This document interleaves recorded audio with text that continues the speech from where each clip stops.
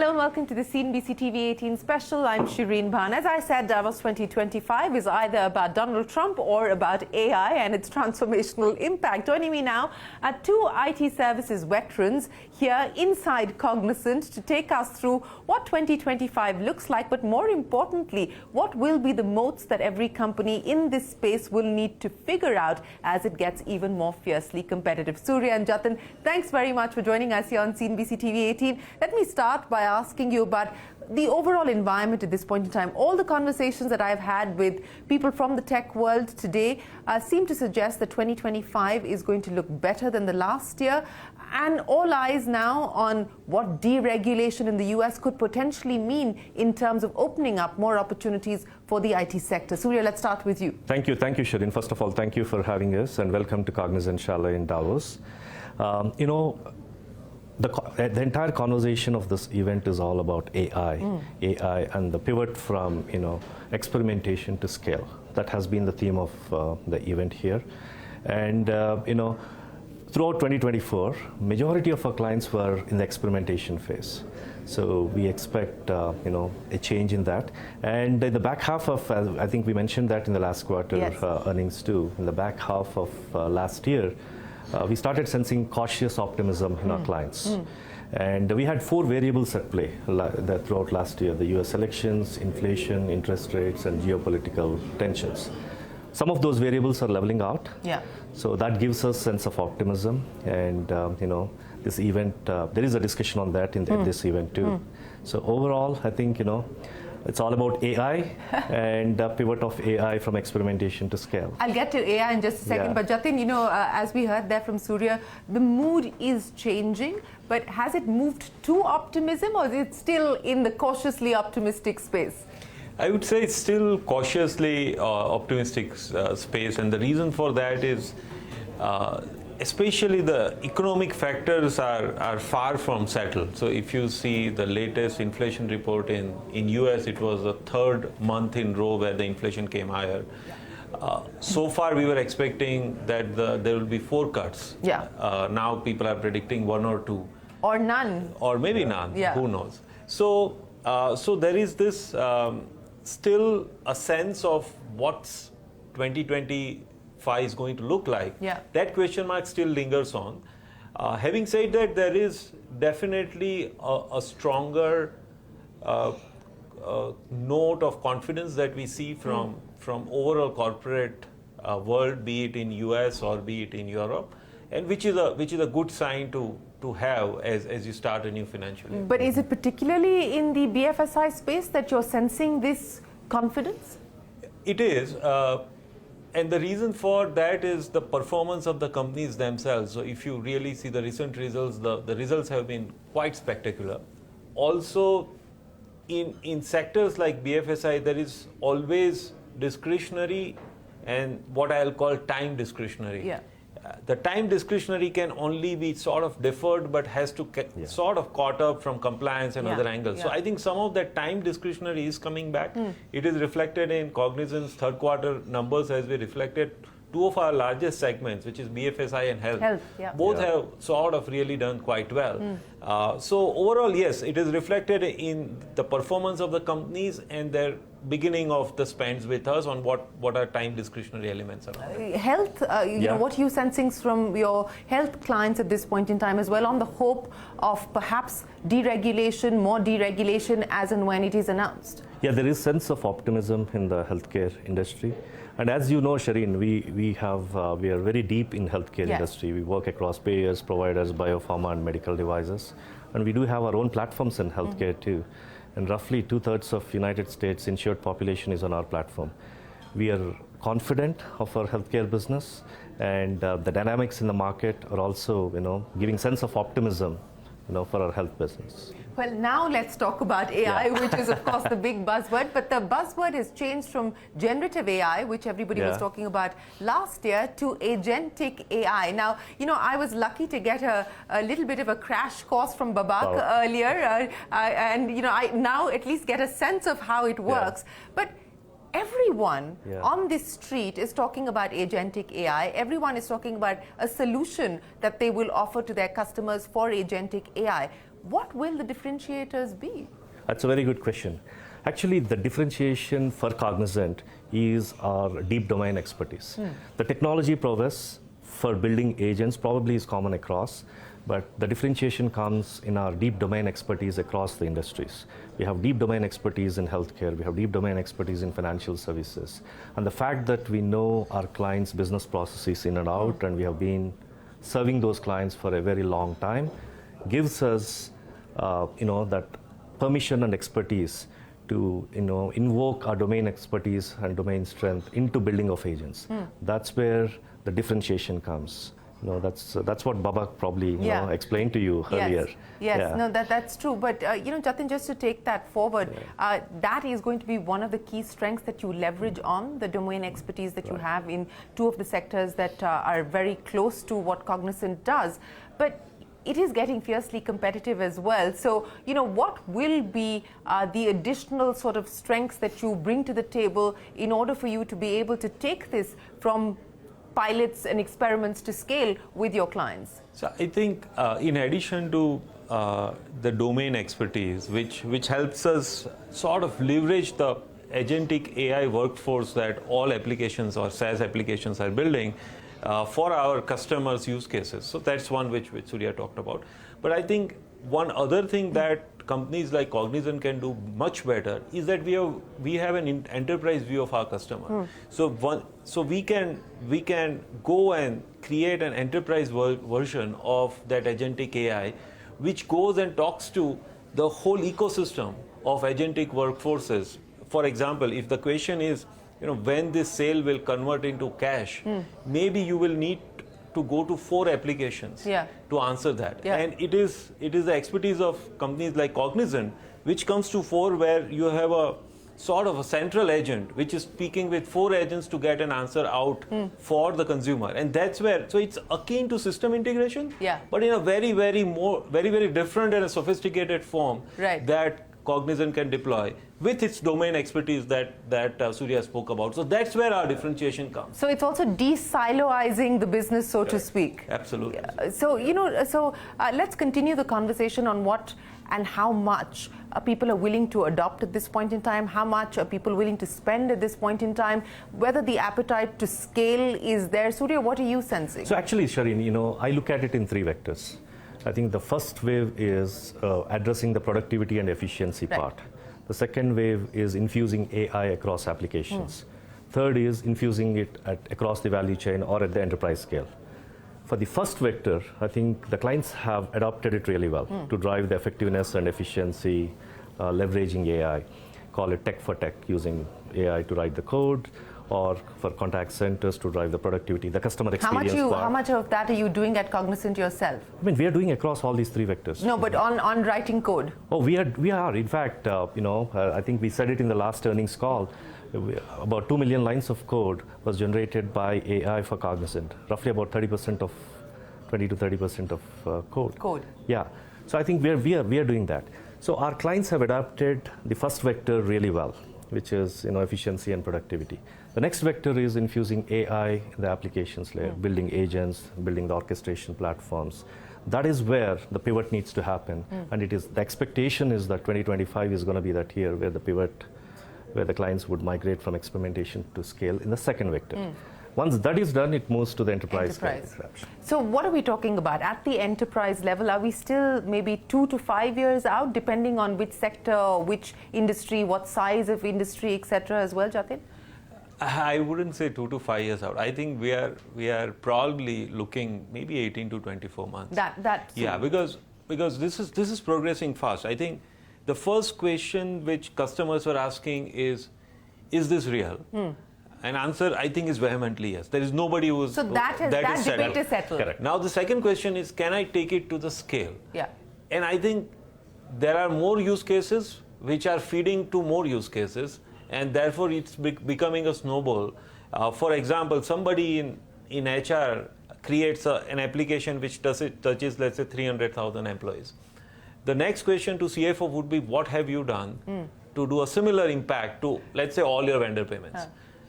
and so on and so forth. So it's not 2 to 5 years. I mean, it is maybe 18 to 24 months, if not earlier. If not earlier. That's how the customers see it. You know, but the next question that I would imagine that customers are also asking is, what is the return on investment? And, you know, what is the expectation on that front? Productivity gains we've talked about, but in terms of cost savings and in terms of what it actually means at the enterprise level, what are we talking about? I mean, again, you'll have to look at it in 2 or 3 dimensions. Productivity, it's established that you know, the productivity unlocking could be in the range of 20 to 40%, depending on who you speak to or depending on the circumstances.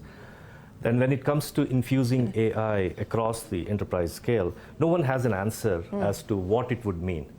But everyone expects that it's going to boost, it's going to impact the revenue growth eventually. Because we don't have the answer yet, are people still a little nervous about sort of going all in at this point in time? I mean, could be yes and no. Could be yes and no. Because unless you, it's like chicken and egg, unless you really go forward and experiment, or unless you take the leap of faith. Exactly, correct. So there is a bit of that too, but I think it has to progress across those 3 vectors that I outlined earlier. So I think we are in the second vector, and eventually we get to the enterprise scale.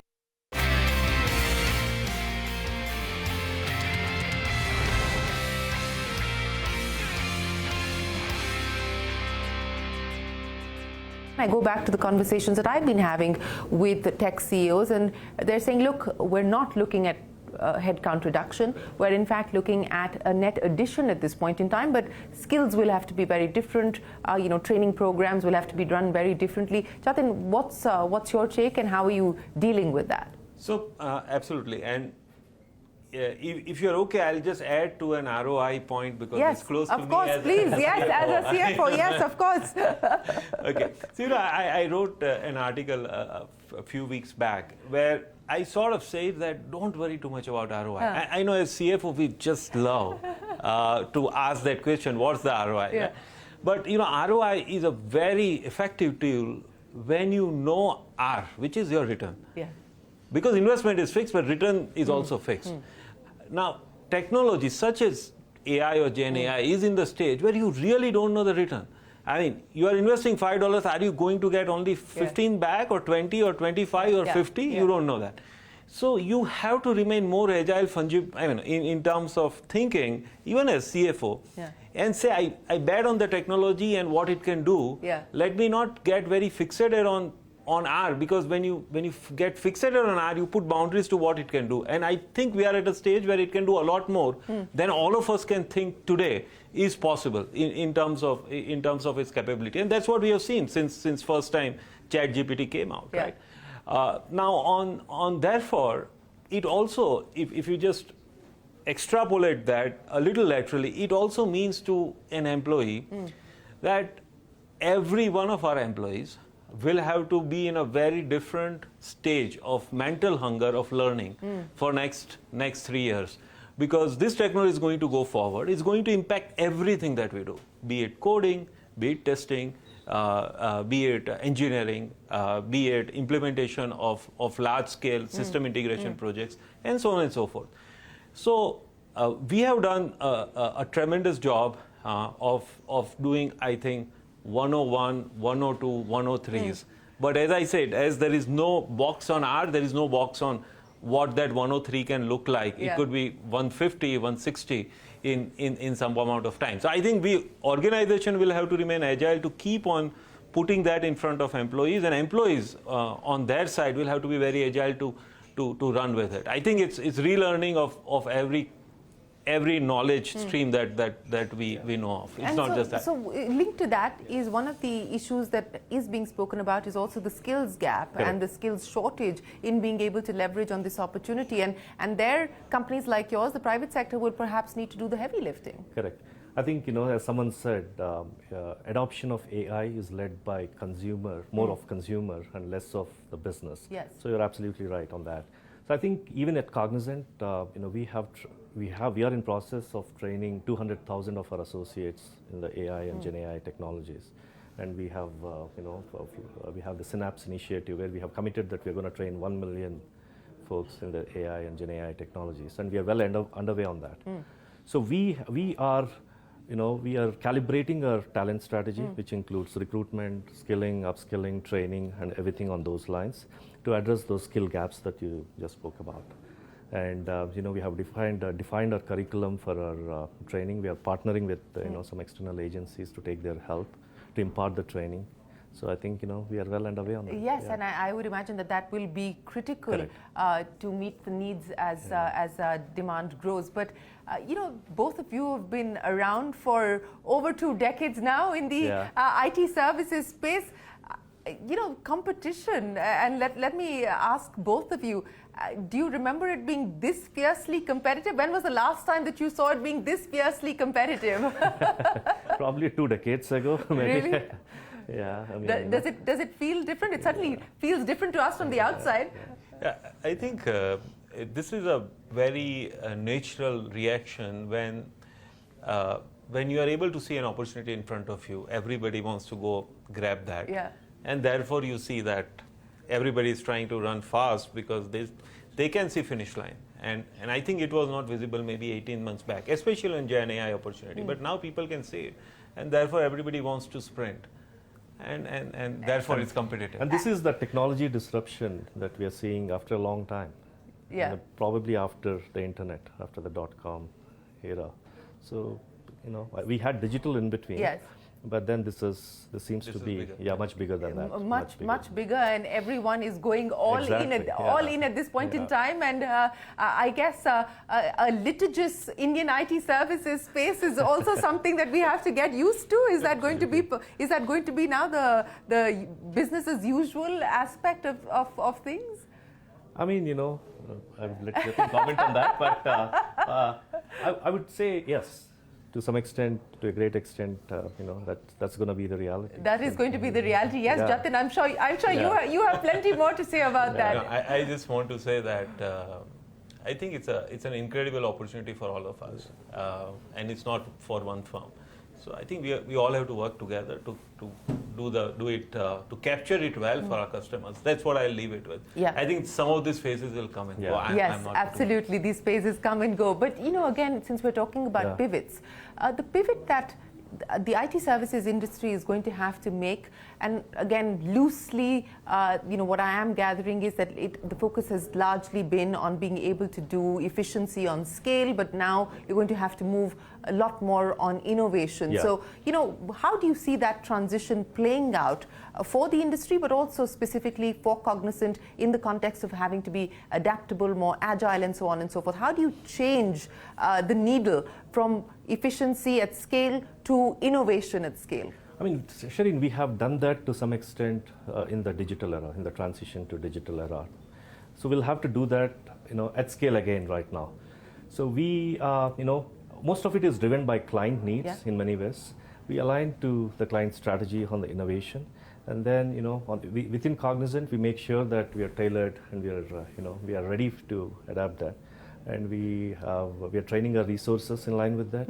So that we are ready for this. You're ready for the challenges, but also the opportunities. Correct. Jatin, this transition from efficiency to innovation. Yeah, so Surya summarizes. I think that there are 2 axes that we are razor focused on. One is, are we at the forefront of innovation on this, right? And you met Babak, so that's one axis. Yeah. Second is how we scale it, and that's what Surya spoke about it, right? Every morning we have a dashboard which covers the accounts, the projects, the ecosystems where this has been penetrated and where it has not been, for a variety of reasons, right? I mean, every technology takes its time. So, in fact, we also look at what are our impediments to declog that and get technology or AI in. So long as we remain very, very focused and not get carried away in one of the two, we'll be okay. Because it's important to be ahead and also important to make it at scale available to our company.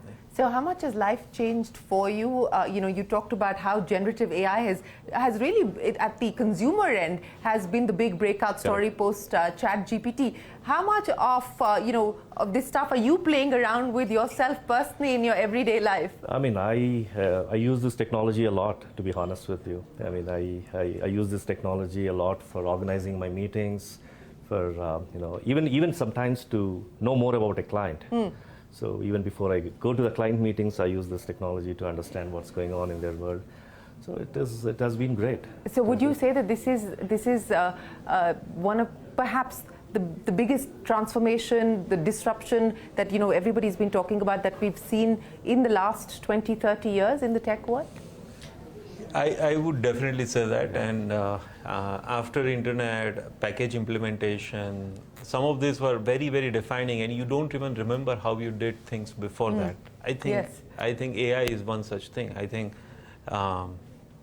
like somebody told me, your grandson will never learn how to drive a car, and I think that will apply to many, many more things. Yeah.